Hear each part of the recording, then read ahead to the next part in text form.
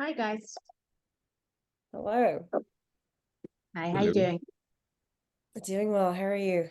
Yes, good, thank you. Just think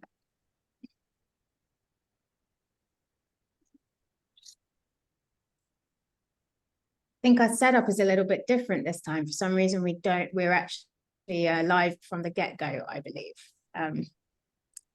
I'm not sure. There's no option to start the webinar, so I think the webinar is in fact started at this point. Got it. Okay. Well, good to know. Just so you're aware. If people roll in, is it still going to be, are we going to be able to see them as they roll in, or is it still going to be audience separated from the panelists? No, so it's not they won't have videos or cameras on or be able to talk. So Okay. attendees. So Great. Does audio sound okay? yeah, sounds good to me. Perfect. I have a standing desk and I like to talk as I'm standing, but I'm like, I don't want to be standing for an hour and a half. So I'll save the standing part for another 10 minutes. I'll put it up in 10. That sounds fair enough to me. It's a long time to stand for sure. Are you out of London or EMEA right now? Yes, Yeah, okay. and yeah.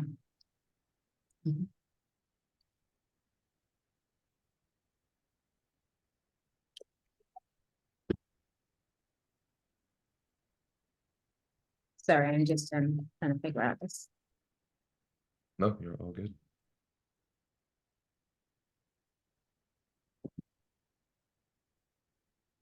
Hey Erin, how are you? Sorry, doing good. We're actually like at our team SKO and we were just like in the middle of doing a presentation. I was like, oh my God, I have another presentation. I have to go. So I'm like rushing.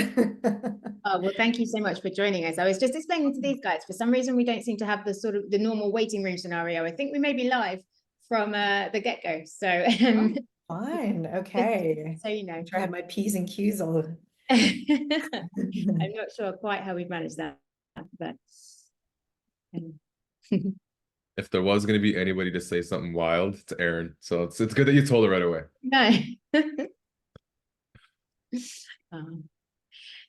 Just while we've only got one attendee and while we are mainly just us, is everybody relatively comfortable with the running order, how things are going to work?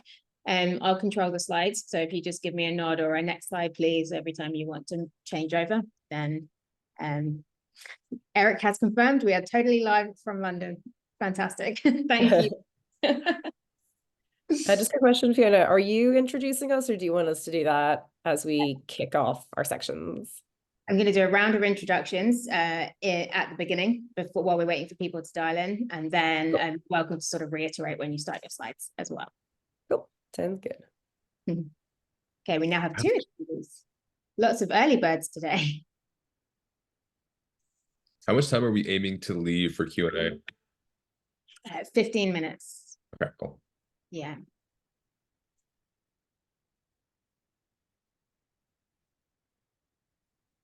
Okay, never mind. We're good. Answer my own question. So where are you guys all based? I'm based in Toronto, but today I'm been very lucky to work out of Triple Whale's head office over in Columbus, Ohio. Oh, fantastic. It was just disappointing and only disappointing because I left really bad weather, which has just been like, we have literally had 30 hours of sunlight for like the past 2 months. And so it's always nice that when you're traveling, you could go to the opposite weather of what you've been dealing with. But now I'm just back to gray skies and rain and It's been very, very cold in Canada, no? It has been bad. Like it's been mild. It's definitely the temperatures really dropped over the last week and started to warm up again. But pretty average in like at least Ontario, like where Toronto is. But when you're looking at more like the east and west sides, that's when you're now looking at like the -30s, -40s, where like you need to wear a balaclava and your eyelashes are freezing. That doesn't sound good. I mean, I think it got to -5 Celsius last week, and that was too much for me.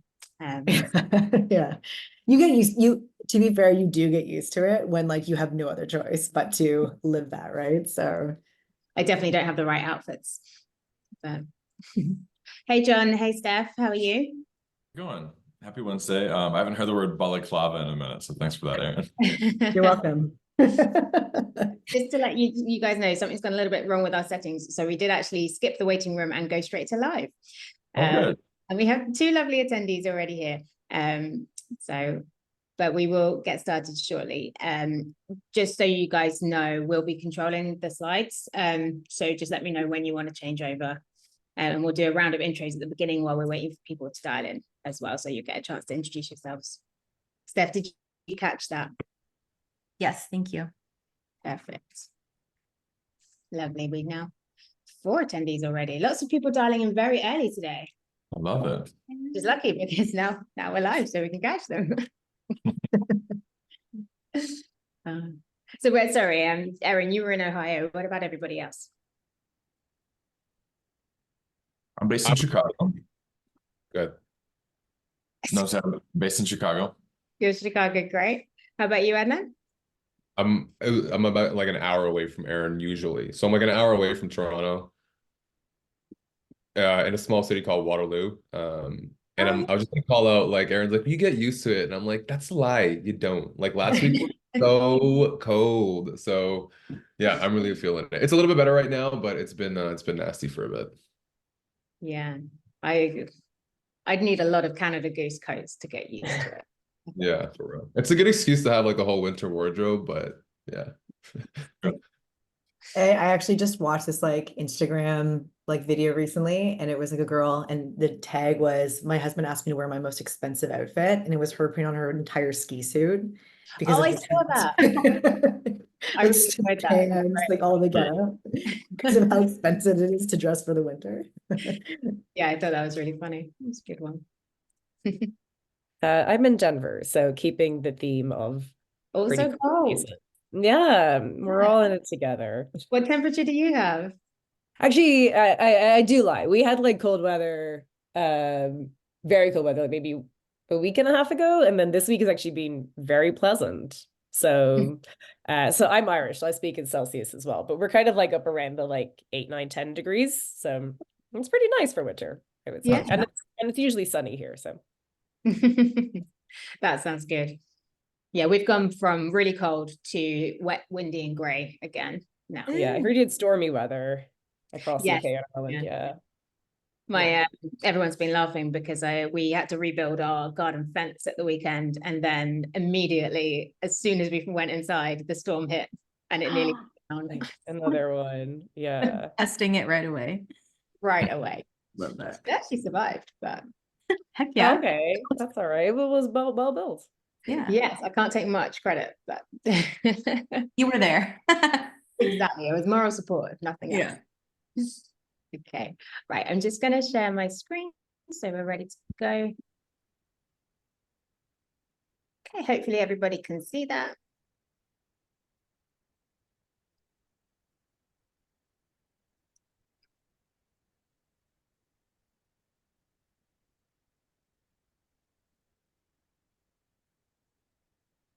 Fiona, you did a wonderful job designing the deck for this. It made me so happy. I was just thinking to myself, it's really colorful, isn't it? It's very like Saved by the Bell. I appreciated it. Oh Ooh, yeah. I like that. Good. Yeah, that was a good reference. Fantastic. Okay, so we've got lots of people sort of dialing in. So I think we will get going with our introductions, if nothing else for now. So hello, everybody, and a really warm welcome to our 2024 Trends webinar. We're here to talk about the hottest e-commerce trends for the year ahead. But before we get stuck in, we are going to wait a few minutes for people to dial in. But while we wait, let's meet our amazing speakers. I'm going to go around the room and ask each of our experts to tell me who they are, who they're representing, and what their 2024 New Year's resolutions are. What are your own trends this year? Before I do that, I should probably start with myself. I always forget. I'm Fiona. I'm a director of marketing at LoyaltyLion, and we are a loyalty platform helping Shopify stores build their own loyalty programs and increase returning customer rates. My main goal for this year is to be more decisive. And this is really hard for me because I'm a Libra, or at least that's my excuse, but I'm going to give it a really good go. So let's meet our other speakers. I'll start with Jen. Jen, who are you? Which platform do you represent? And what is your goal for 2024? Oh, thanks, Fiona. Hi, everyone. Great to join you all here. Yes, I'm Jen Brad. I'm a Senior Director of Customer Market Insights at Attentive. If you're not familiar with Attentive, we're a leader in conversational messaging across both SMS and email, and also investing plenty in AI solutions as well this year. My goal for 2024, I have this resolution like for at least the last 3 years. So I'm just keeping it on there to keep hoping. But it's actually just to write more. So whether that's personally or even trying to bring more writing into like professional context, and I'd say I'm not at a 10 out of 10 for the start of the year, but I wrote it down, I have it there. I hope to make a little bit more of an effort than I did last year. So yeah, that is my goal for the year. I like it. How many words would you say you've written so far? Not that many. More than I can like feasibly count off the top of my head, so that's a good sign. But yeah, I kind of had more of a target of maybe writing, whether it was a post or just more kind of like journaling every week. And I've been a little bit in and out, but I've hit it some weeks. So I'd say I'm in the few hundreds anyway, which I think is pretty good. That's a great one. Thank you. Erin, going to come to you next. Thank you. Yeah, so once again, I'm Erin Watt. I reside in Toronto, Ontario. So again, shout out to any Canadians that are joining us today. I joined the Triple Well pod about 6 months ago as their newest tech partner manager. And before that, I was working as a tech partner manager over at Gorgeous.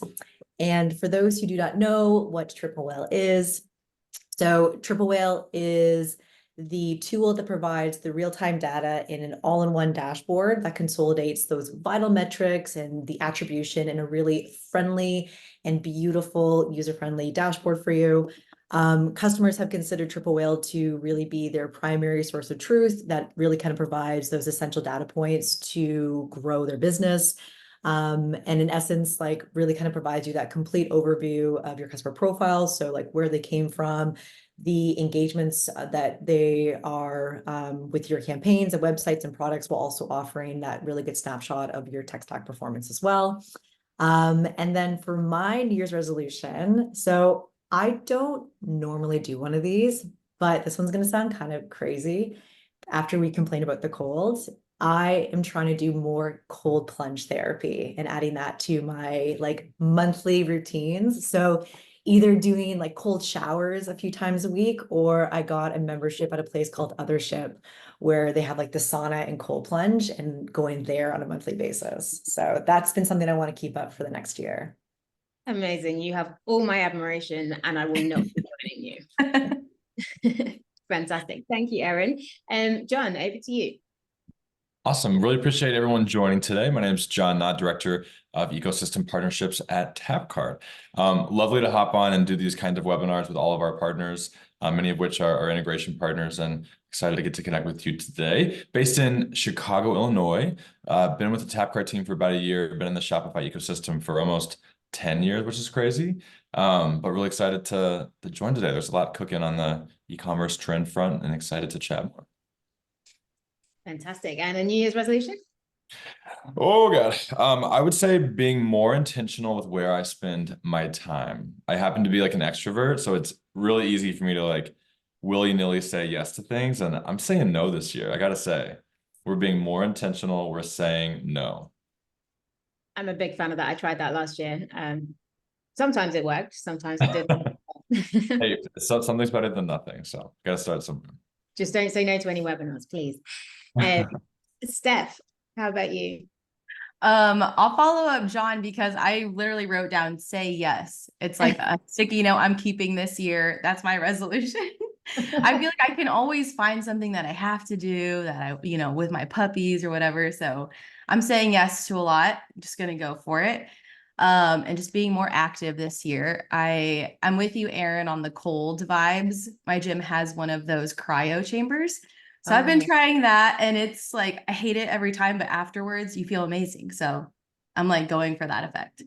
But SJ here from Just Uno. I'm on the partner marketing team over here. And previously I was an account manager and a strategist working with brands to set up their on-site experience with Just Uno. So Just Uno is all about creating the on-site experience via pop-ups and just general messaging, banners, whatever you can think of that you may want to set up on your website to help get someone through to that actual conversion at the end. That's what Just Uno is implemented for.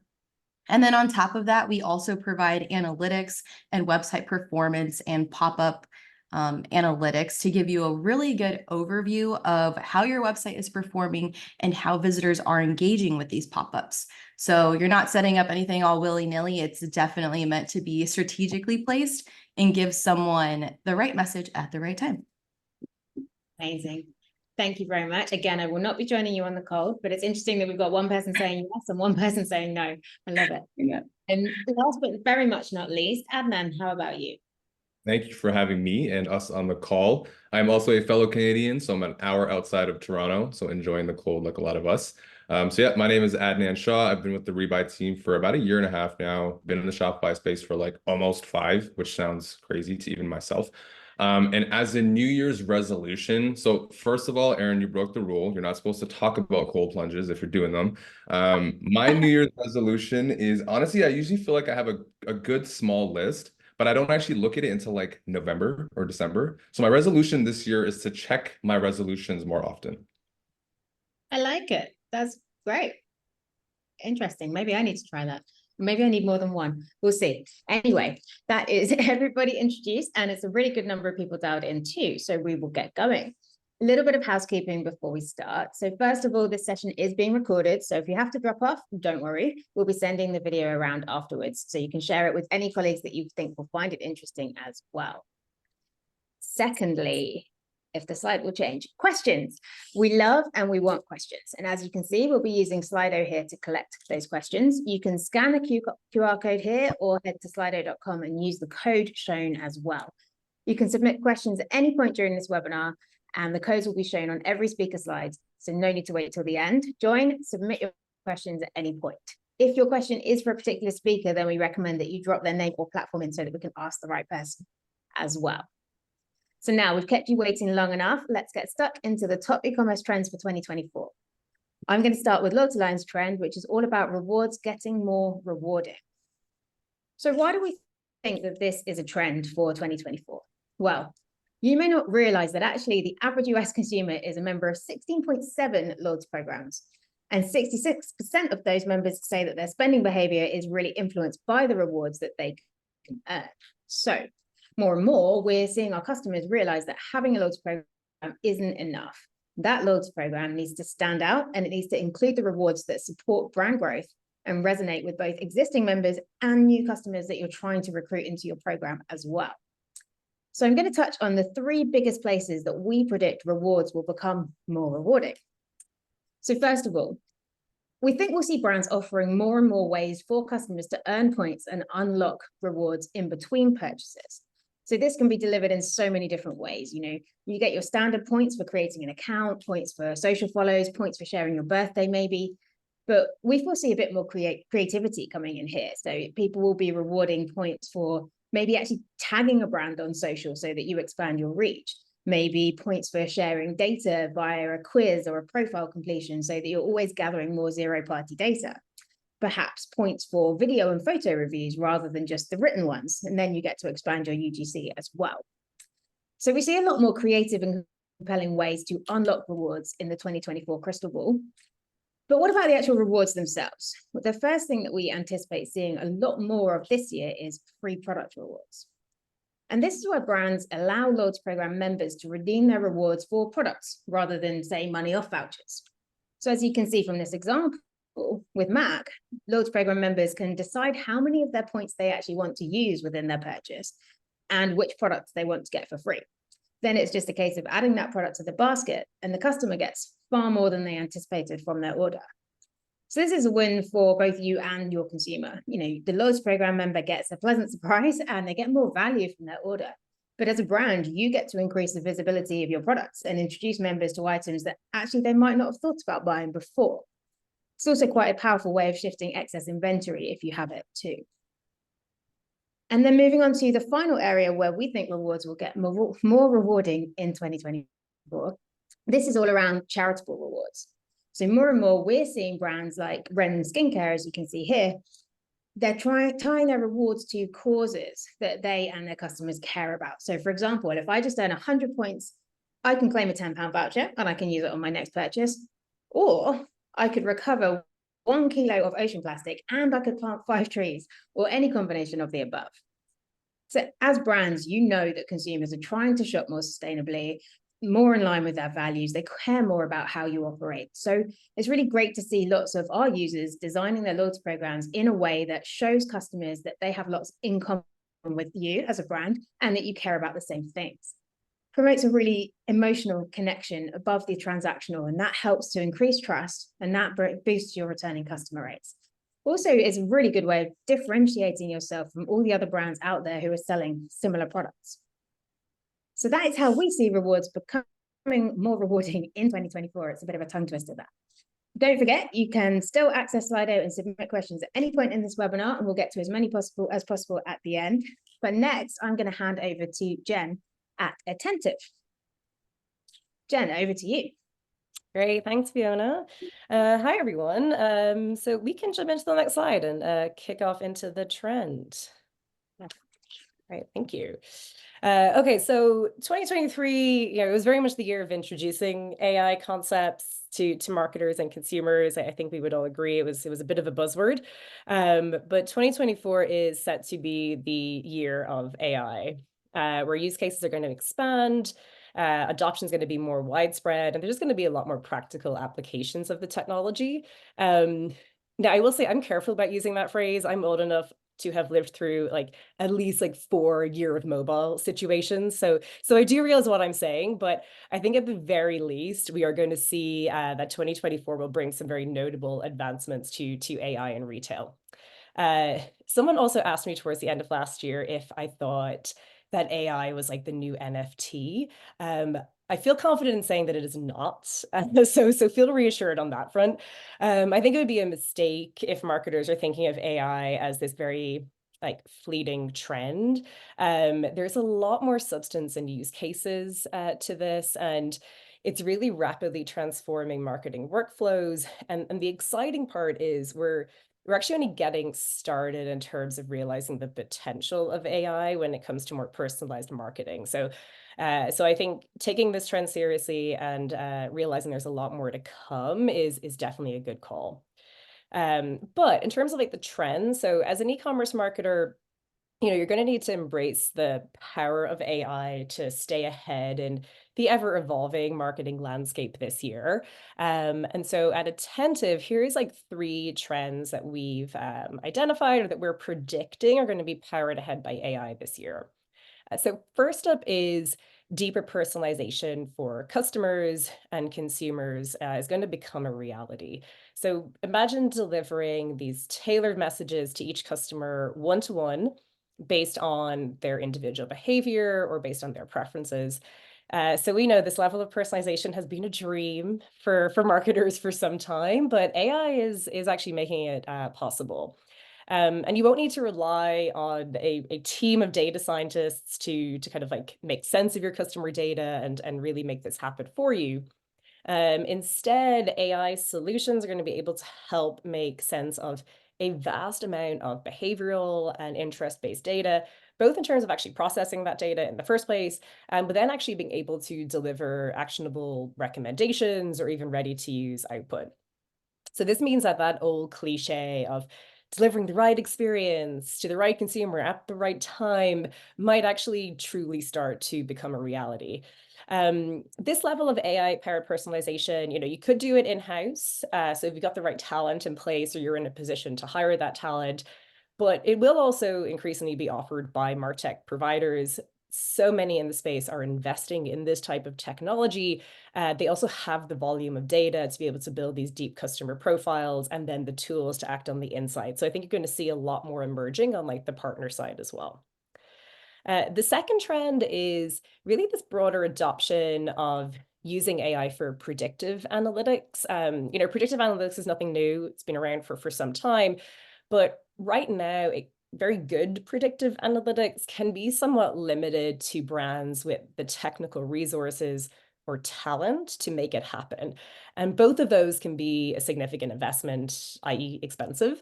And so AI is really opening up this possibility of more accessible predictive analytics, regardless of your company's size or team size. And again, on like the partner side, more partners actually being empowered to offer those capabilities as well. So with AI doing the analysis, what we kind of see happening is that more brands will have access to insights on key trends or identifying your high value customers, or maybe determining when a shopper is most likely to make a purchase. So one example you could think through for this one is where AI could add value in this like predictive analytics spaces. You want to maximize a shopper's potential to purchase, but you also want to do it at an efficient level for your brand.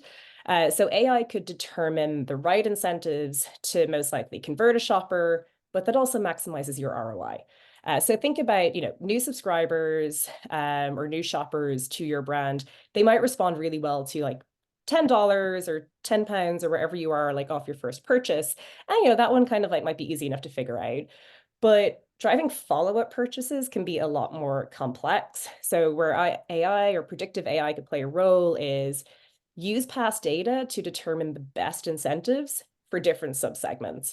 Maybe specific times or days of the week work best, or maybe $5 off is the most effective, or actually at a certain time, free shipping is the best incentive for some group. So all of this will still help you convert shoppers, but take into consideration your ROI too, and try and make the most of that. The final trend that we're seeing in AI for 2024 is marketers embracing testing and more testing. So 2024, we think could really be the year that retailers lead into the testing opportunities that generative AI offers, but also the time saving that comes with that. So for example, if today you're generally doing like A/B testing, and that's taking up enough chunk of your time, with AI support, you could actually do A, B, C, D, and beyond testing. You can actually see a visual of Attentive's AI-powered copy assist on the slide. And part of what we're doing there is really offering that capability to have multiple different messages that you can easily and quickly set up and then go and test. But it's also about testing, AI written copy against combined AI and human, or maybe just pure human written copy, and like seeing how those different pieces of copy perform. Of course, you also want to test the quality of the AI output, just seeing if there's any tweaks that need to be made as well. In general, though, we do still recommend to get the most out of generative AI, continue to add a human touch, review any AI copy and output, make tweaks, and just like ensure that your brand voice in the feel is fully on point. So to wrap up, making 2024 the year of AI is going to mean starting to invest in tools, but also in partnerships that enable your team to harness the potential of AI and really start getting those like valuable insights out of it. Along with the possibility of time saving, there's this like great promise of like finally realizing truly one-to-one marketing. So with AI, you can be looking at delivering more tailored experiences to your customers, improving your campaigns, and getting better results. So we do encourage you to embrace AI in marketing this year and give yourself an advantage as this technology takes off. Amazing. Thank you so much, Jen. I'm sure there's not a marketer on this call that hasn't dabbled, but I think we've all got a lot to learn. I love that make casual, make funny options on your AI tool. I might have to borrow the make funny one just in my everyday life. But thank you so much. That's really, really interesting. Next up, Erin, over to you. Hello, everyone. Again, so very similar to Attentive here at Triple Whale, we also believe that this will be the year of AI, but we also think that brands will really lean into post-purchase survey data to drive revenue in 2024. So At Triple Whale, we understand the power of direct engagement, and we have the data to prove that there's no better way to tap into your customers' insight than simply asking them what you need to know. So as we begin to look ahead in 2024, we really do start foreseeing brands fully embracing their post-purchase survey data. And the goal here is to not just use the data to boost sales, but also to use the data to nurture your customer loyalty and then also trim down the overall marketing expenses. So the first point I really want to make, using that post-purchase survey to really start doing some more smart spending. So we all can probably agree that understanding your customer origins gives a brand the confidence to allocate their marketing funds wisely. And in a recent study that was conducted by Triple Whale, it really did reinforce this concept. So we actually examined two customer cohorts. So one were stores with post-purchase surveys, which was just about like 2,000 stores. And the other was stores without post-purchase surveys, which was about 4,400 stores. And honestly, the results spoke volumes. So you can see my little picture here on the side. So we found that stores with that post-purchase survey, they were actually 5% lower in cost per acquisition, 5% lower with new customer cost per acquisition, 10% lower in their marketing efficient ratios, and then 25% higher with their average ad spend. So really the key takeaway from this data was that shops using those post-purchase surveys are nailing it in the financial game. So they have that clear understanding where their customers are coming from, which now allows them to put that marketing money where it truly matters. And the post-purchase survey powered stores aren't burning cash on grabbing new customers left and right. Why? Well, because they have that insight on which ads are working so that they can allocate more of the resources into the ones that actually are bringing them wins. Next slide, please. Okay, so I really wanted to bring in an example of how a really, large customer of ours has been really successful by utilizing not just zero-party data, so like your post-purchase data, but also combined with first-party. So Mary Ruth is a really perfect example of someone who has harnessed that power of the zero-party data in combined with the first-party data to not only to gain that comprehensive understanding of their entire impact from both their campaigns as well as channels. So just to give you an idea, Mary Ruth is spending a cool $300,000 daily on marketing across multiple platforms.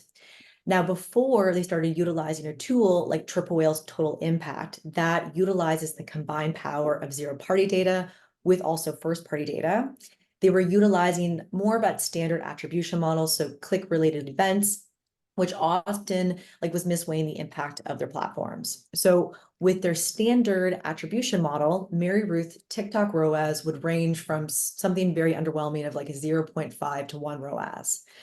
But once they actually started using Triple Whale's Total Impact tool, which was enriched with that post-purchase survey data, Mary Ruth discovered that their return on ad spend for TikTok was 900% higher than previously reported. So just a really good example that you can't just really depend on that in-platform data, that it is important to be utilizing other tools like post-purchase survey, so that zero-party data to get the full picture of not only just the impact of your campaigns, but also your channels. And then next slide, please.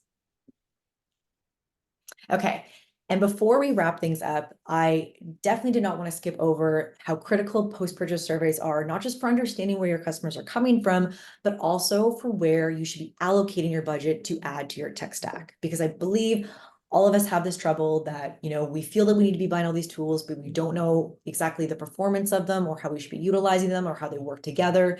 So post-purchase surveys can really help you understand where that budget should be allocated for those tools. So Triple Whale also did a recent deep dive into our data from over 11,000 Shopify stores during the recent Black Friday Cyber Monday madness. And what did we find? Well, our post-purchase data showed us that an impressive 12% of customers from these 11,000 Shopify stores discovered a merchant's brand and made their first buy, all thanks to a friend referral, especially with the younger consumers. So what do we take away from this?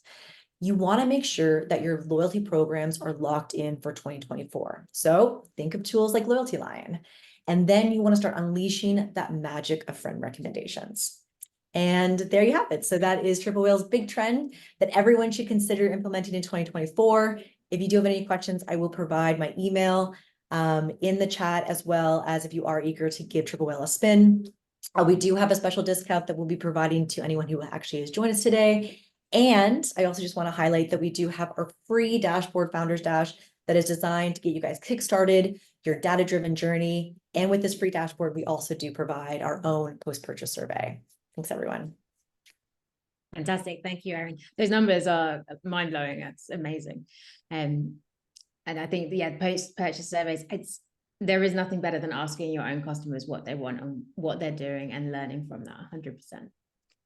Fantastic. Thank you. So, Steph, over to you. Your turn to take the stage. Excellent. Thank you so much. I have learned so much already. So thank you for letting me follow up at like the perfect time. SJ here from Just Uno, and I'm going to be talking about more of that on-site experience and some trends we're seeing there. So we can go to my next slide. So if you haven't used pop-ups or like that post-purchase survey that Erin was mentioning, there could be questions, which I saw one about engagement and what that may do to your engagement rates, if it even is going to get engaged with, and what it does to your other channels if it's like an interruption.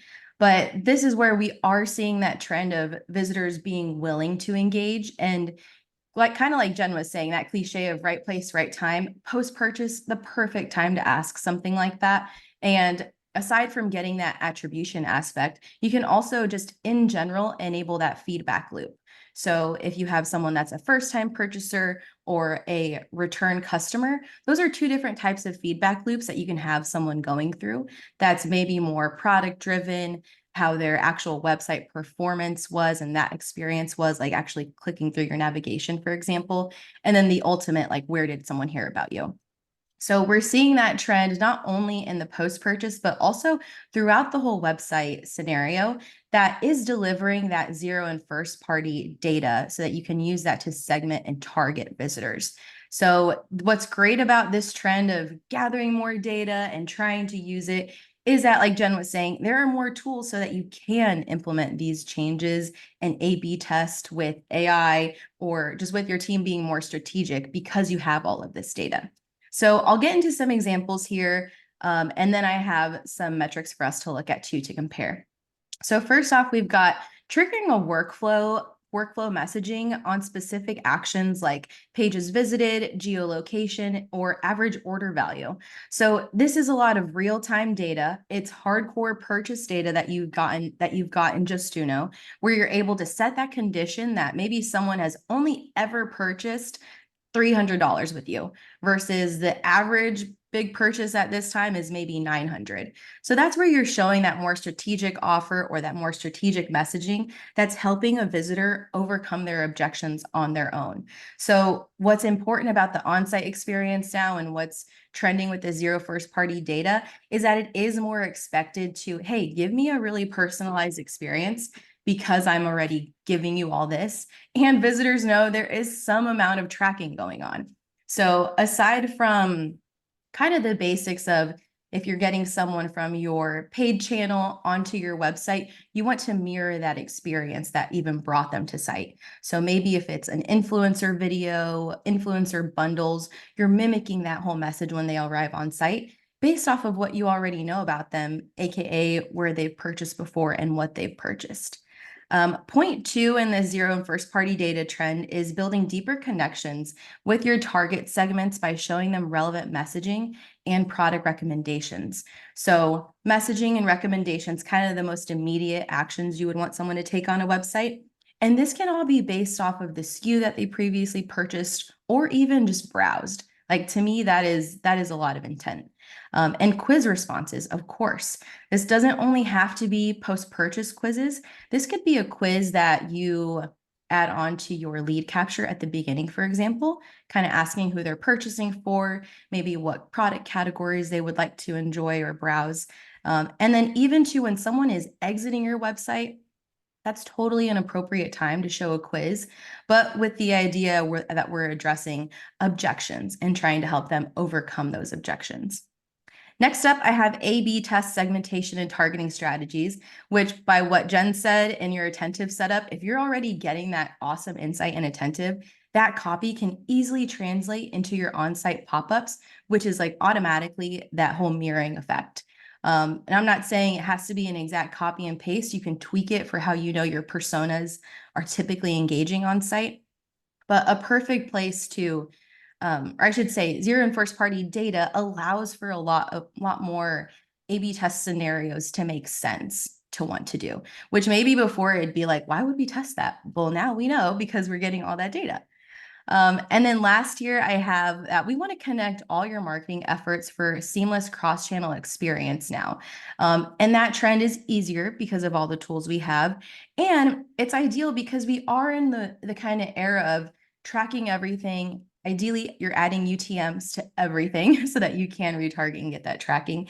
And that's where on site, you're able to target that UTM, that campaign that you have, or just based off of traffic source or traffic channel to deliver an experience based off of that persona that you've established from that source, which again can be really based off of any influencer or creator that you're working with on that social platform, for example, to get someone to site. So all of these different ways that you're using zero and first party data that is connecting your channels in a really thoughtful way that hopefully is not adding more work. It's just allowing you to see how you can use other pieces of your marketing mix in like the real-time moment when they're shopping on site.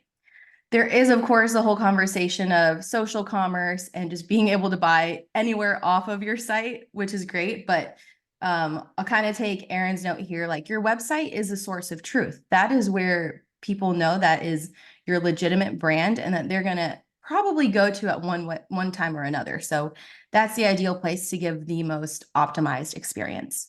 Can I go to my next slide, please? Next, I have up, so these are just, pop-up benchmarks by plugin. So earlier I was getting at how we are seeing engagement numbers increase with those quizzes, those more involved clicks on site. And we're seeing it by plugin type at just, so we've got timers, spin to win, AKA gamification, the tap to text option, and text tickers, as well as product recommendations. So all of these plugin types are items that you can add into your pop-ups or your on-site messaging throughout to actually yield that engagement that we've shown leads to that conversion down the line. I won't say it'll be that same session that they'll convert, but the idea is that you're getting enough touch points in based off of the zero and first party data that's allowing you to get more touch points, to get those clicks and to guide someone to that last point of, okay, now we're in the feedback loop. How can we make this next round of engagement with us better? My favorite plugin out of here that we've seen, I would say more evolved or trending in the new year is the spin to win and gamifications. I think, Fiona, you were saying more about like being creative and how you're actually giving away those points or just those offers.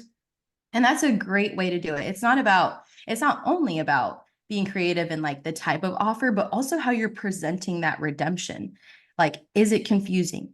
Is there any friction? Does it get confused maybe with a different part of your business that is meant more for like a new visitor versus a return customer? So with that gamification, it's something where if you have a visitor coming from email and you have that UTM attached, you're able to then greet them with a really awesome spin to win, asking them just to spin, and they're able to redeem their prize, wherever it lands, which can be totally custom. It can be exactly what you want it to be, or it can be that true game where they're choosing what they want.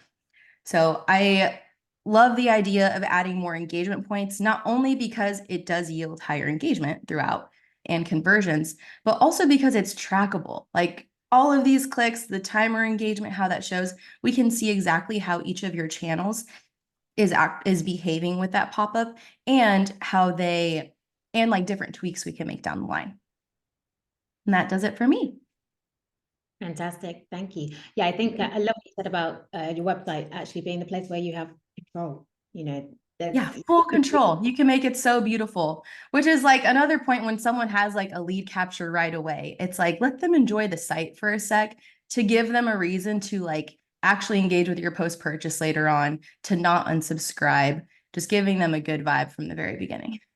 Yeah, 100%. Fantastic. Thank you so much, SJ. John, over to you.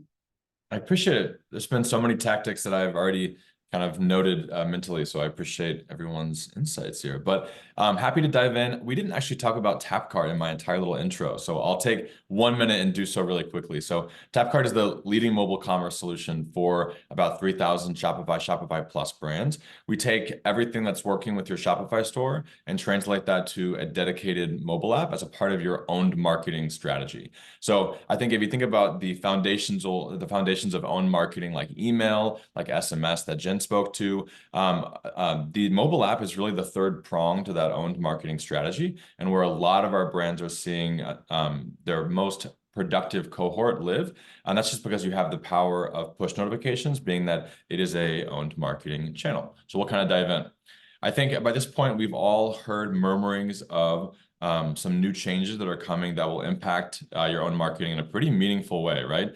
Beginning the 1st of the month, email marketing is not going to be the same, right? These are the headlines that we're hearing.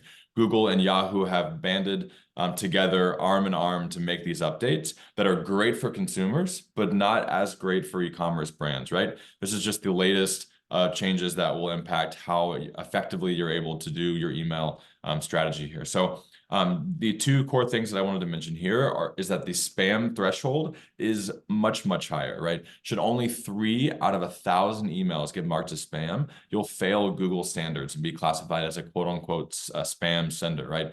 That's a pretty scary place to be. I think marketers have gotten so much better about segmenting, about personalization to make sure that we're not, batching emails to everyone, kind of a one size fits all. But there's still, an even higher standard that Google and Yahoo are going to be holding us to, and e-commerce brand owners have to pivot, right? At the current moment, we're seeing that up to almost 80 brands would potentially fail this new test. And the second requirement is that Google is going to ask that you have a one single click unsubscribe.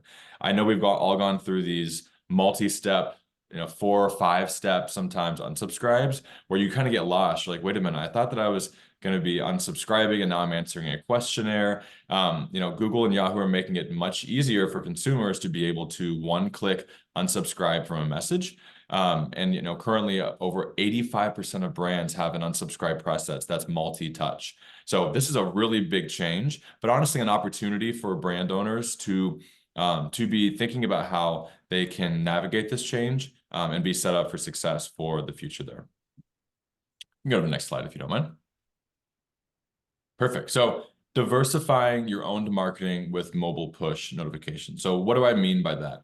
About 82% of all e-commerce is happening on a mobile device today, right?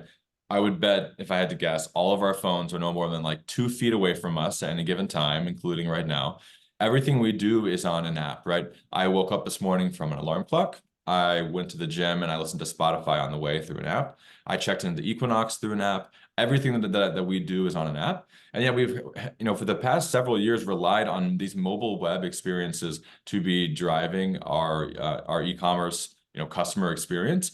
And oftentimes that's not the best foot forward, right? For the 82% of customers that are on mobile, that doesn't always translate to that making up 82% of like the revenue pie, right? Oftentimes we have endless form fields, right? You're putting in your email, your address for the 900th time. It's never a fun experience. And oftentimes they're not terribly UI UX friendly, leading to, oftentimes a frequent cart abandonment, right? So lower conversion rates than you're looking for.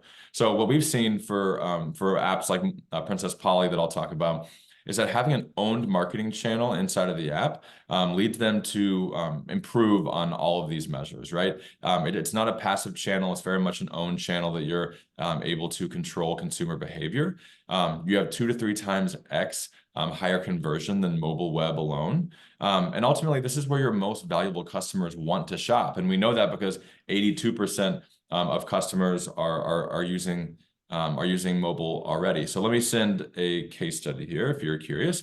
One of the things that I like about this case study that Shopify posted about Princess Polly, so they mentioned that 98% of customers that download the app actually stay inside of the app, right? So it's a very sticky retention channel that can really help you to navigate some of these changes that we're seeing on the email front by being able to diversify your owned marketing, including email, SMS, and mobile push, right? There's not a one size fits all. I think most e-commerce brands know this at this point, but this is a great opportunity to do some soul searching and see, okay, how can I make up that delta for email revenue that I've historically seen and be able to try channels like SMS and try channels like mobile push through TapCard as well.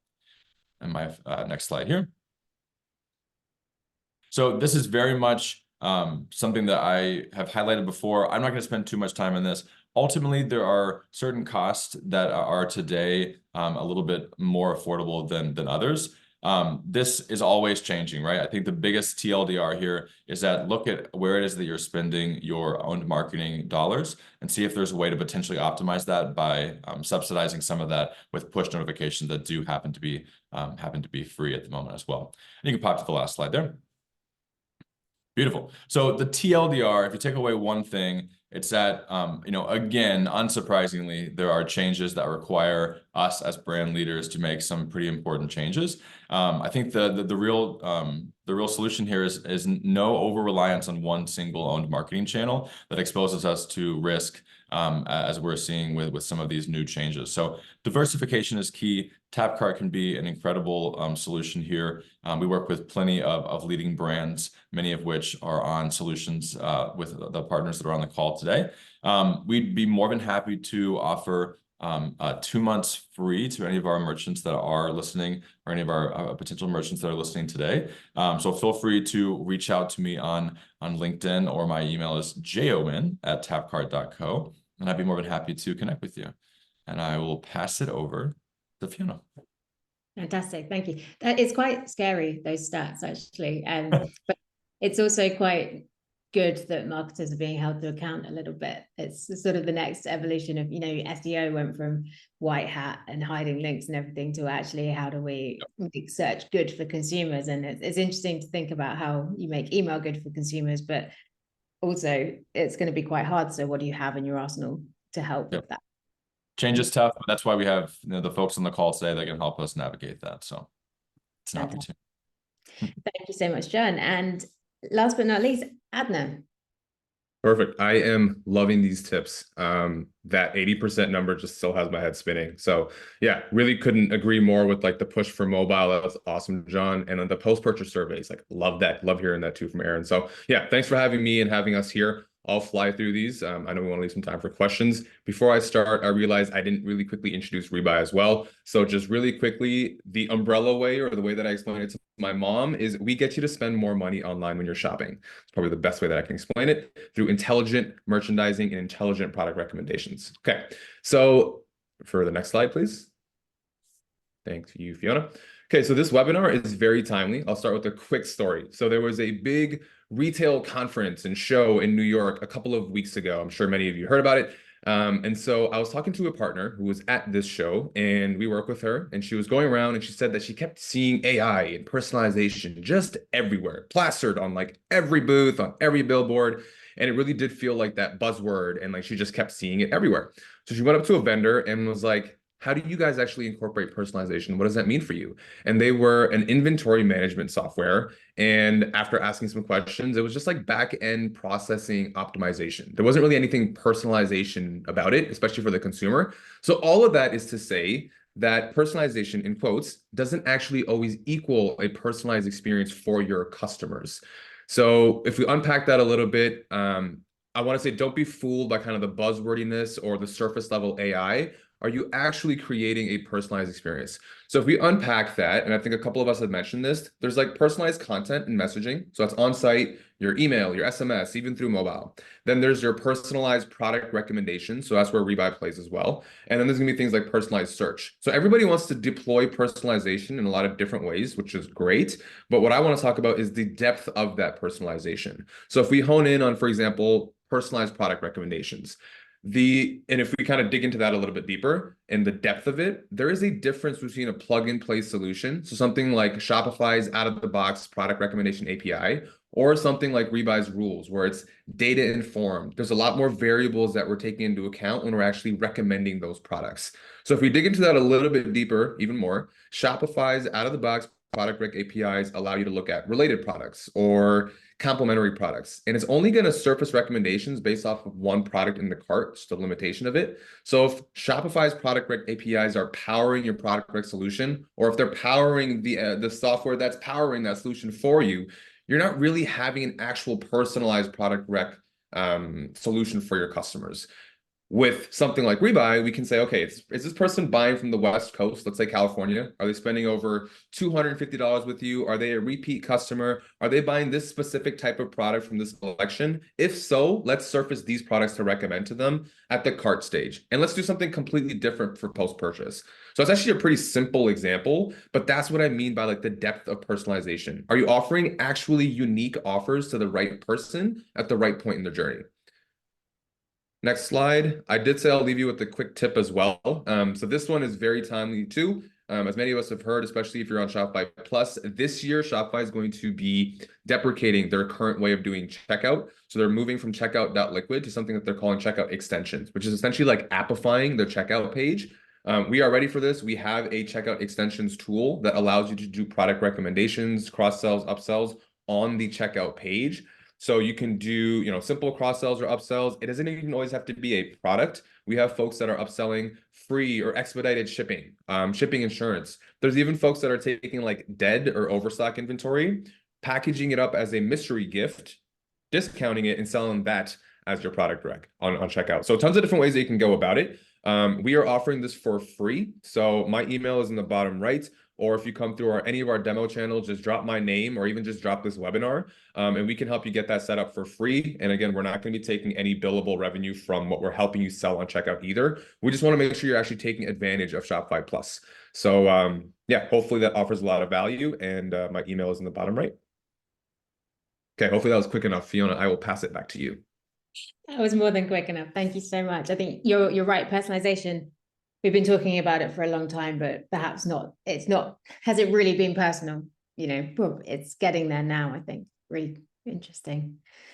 Fantastic. So that is all our experts, it's all our trends, and it's a lot to think about. So thank you all so much for those incredible insights into the year ahead. I'm sure everybody's itching to go away and think about how those trends impact you in your store. But before you do, let's see what's happening over on the Slido. Now, fingers crossed, we're going to have some questions to answer. And we do. That's exciting. Fantastic. It's not too late to submit your questions. And if we don't get to them live on the session today, then we will do our best to get the answers over to you afterwards. Remember, you can upvote questions that you're interested in as well. So there's a movable feast at all times. Okay, let's see. Where are we going first? Top of the pile with 4 upvotes, Triple Whale. How well do customers tolerate post-purchase surveys? We have poor engagement and it's increased our unsubscribes. Yeah, I mean, I think it's interesting how that was worded. So like, how well do customers tolerate post-purchase surveys? And a reason why I want to emphasize that is that I believe like, if you go to any store, any restaurant, any movie, like there's just a ton of reviews. Like people want to give their opinions. People want to speak their minds and tell you how they feel about something.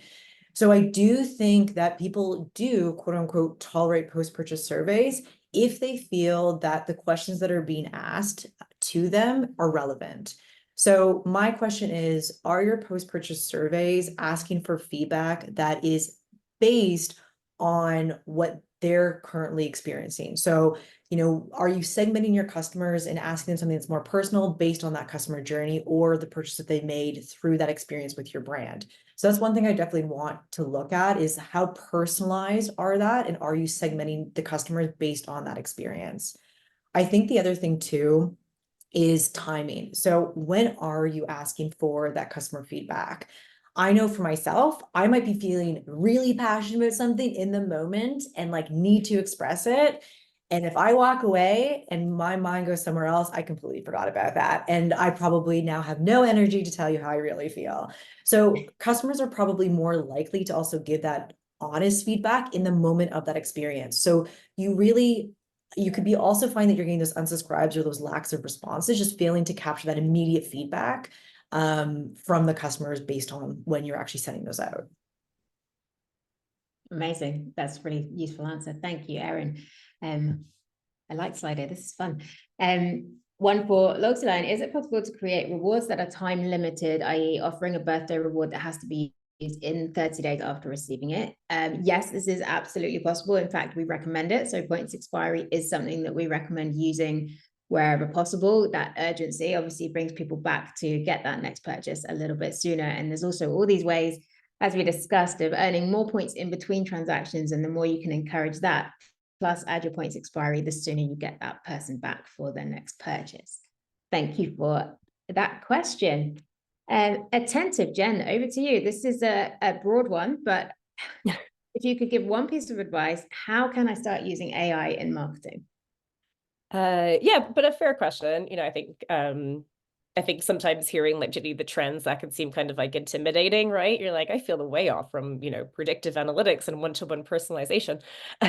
So I think two things that come top of mind. First is like probably honestly just like start with the basics. So where we see most adoption with attentive AI is actually on things like copy assistant. So the example I gave of like being able to do the A/B testing, but you can literally just use it to generate your copy. It doesn't have to be for like a testing purpose, and also with imagery creation. So basically typing in like, hey, I need this creative or image for this campaign I'm creating, and you could type a description of like red shoes, floral background, and images will be created for you that you can quickly select. So I'd probably recommend starting there. And the other one that we see some good adoption into is really around like customer service or customer support. So we have Attentive Concierge, which is like our customer conversational messaging platform. So where customers can directly message a brand with questions, could be about returns, could be about a product in stock.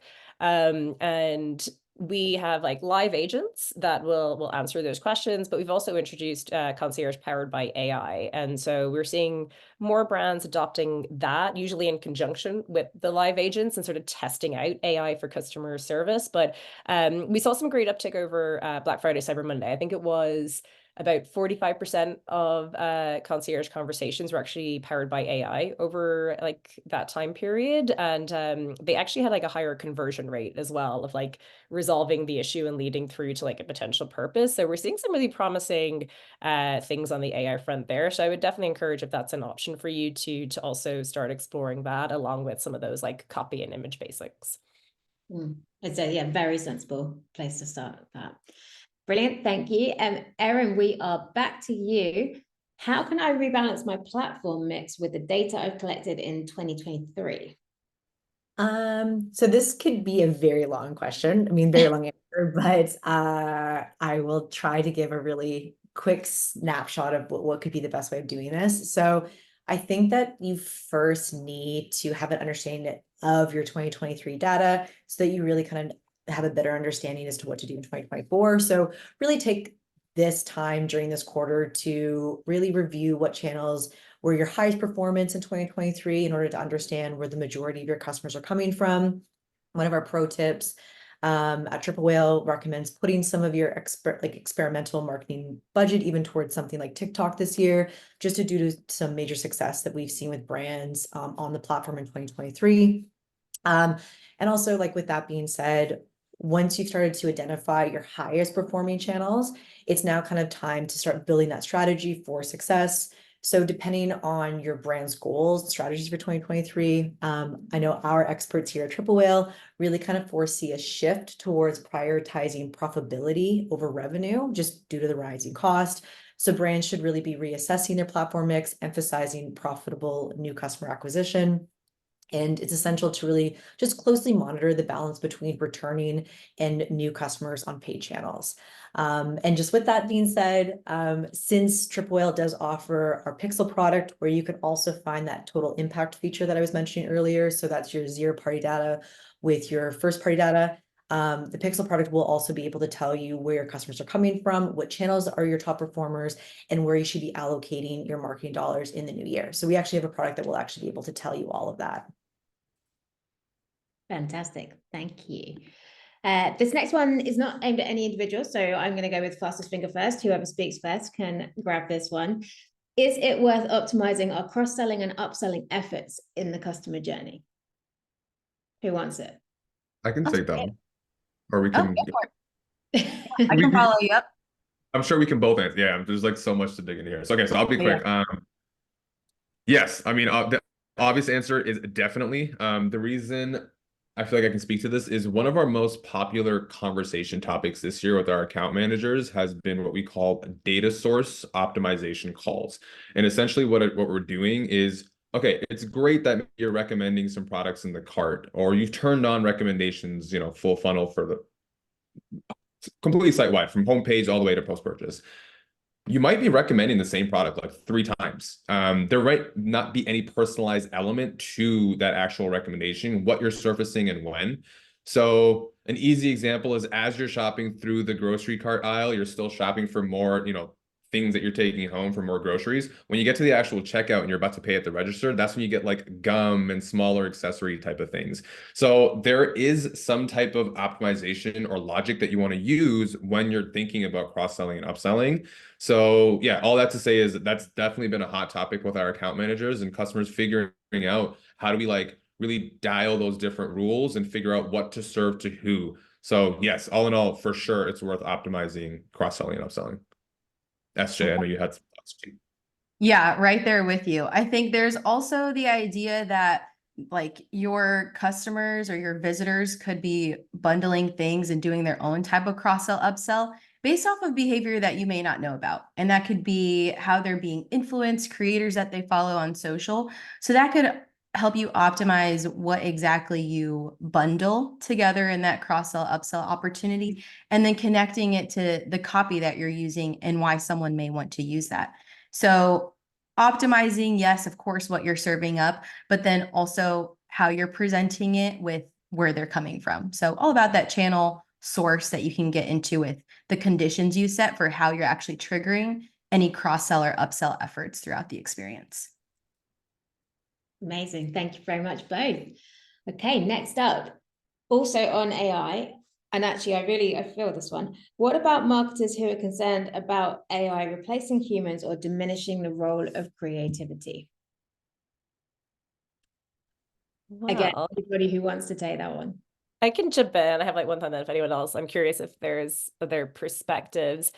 I think like one of the nice ways I've heard of AI being described is like this like super smart partner or collaborator, kind of like, works with you. So it's not that like AI is designed to do all the work, but more so that it can actually save you time, like it can give you a starting point to work with. But then you can kind of step in and add more of that creative flair to that base.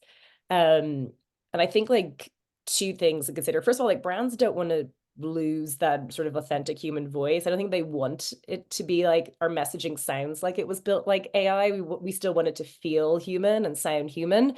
And so that is going to remain a very critical part of it. I think that's like the essence of what we as marketers can bring.